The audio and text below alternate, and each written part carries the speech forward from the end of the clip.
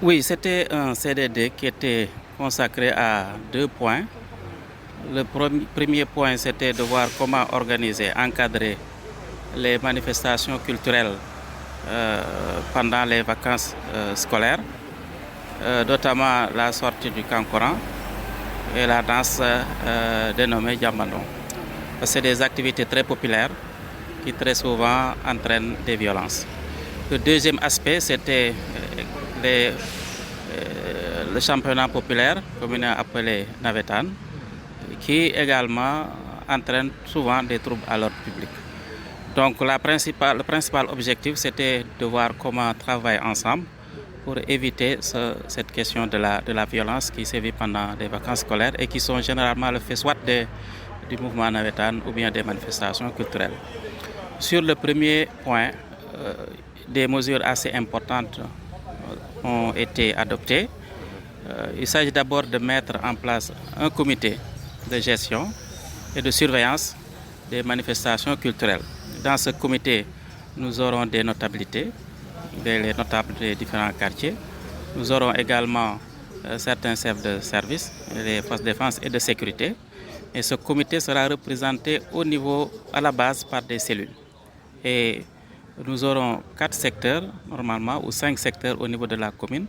Et chaque commune aura une cellule qui va charger vraiment d'examiner et de valider soit la sortie du Kankoran, soit l'organisation du Djambandong. La deuxième mesure, c'est que toutes ces manifestations seront soumises à l'obligation de déclaration préalable au préfet auprès de l'autorité administrative. Et ces manifestations également seront réglementées par un arrêté qui va fixer les horaires et l'itinéraire et désigner également les responsables. Sur ce qui concerne la période ou la planche horaire qui permettra peut-être d'organiser ces manifestations, on a vraiment convenu de retenir que ces manifestations se tiendront la journée. Donc il ne sera plus admis vraiment que le Kankoran sorte la nuit ou bien que les manifestations telles que le Djambandong soient organisées la nuit, puisque c'est souvent des sources de violence. Donc tout sera désormais organisé entre 6 h du matin, quand c'est nécessaire, et 18 h dans l'après-midi. Les armes également et tout objet pouvant servir d'armes sont formellement interdits à l'occasion de ces sorties. Donc je pense que pour ce qui concerne la sortie du Kankoran et la danse du Djambandong, des mesures assez fortes ont été adoptées et on a également circonscrit la période pour que tout se déroule entre le mois d'août et le mois de septembre.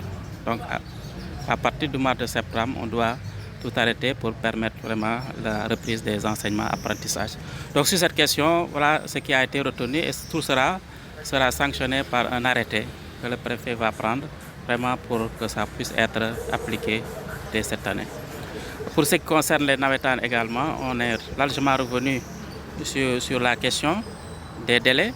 Heureusement que le ministre a un peu élargi les délais, parce que la période cette année va du 1er juillet au 30 octobre. Donc c'est 4 mois, de 4 octobre, 30 octobre. Donc c'est 4 mois qui pourront être mis à profit vraiment pour que les championnats se déroulent correctement. Pour prendre en question le volet sécurité également, on a retenu que les matchs ne pourront pas se tenir au-delà de 0 h, ça c'est une exigence. On a également vraiment beaucoup insisté sur la nécessité des 2 organes ou d'organismes, que sont le DECAV et l'organe, puissent vraiment discuter ensemble autour du préfet pour qu'on puisse envisager des retrouvailles entre ces organisations.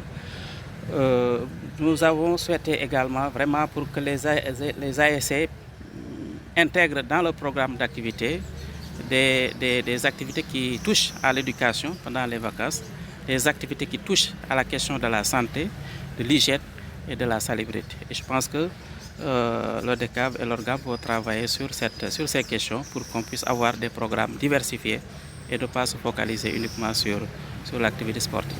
Maintenant, la difficulté qu'on a, c'est le déficit d'infrastructure parce que nous avons pratiquement que le stade Aline Sitoé Diatta. Les autres structures ne sont pas en norme, en règle.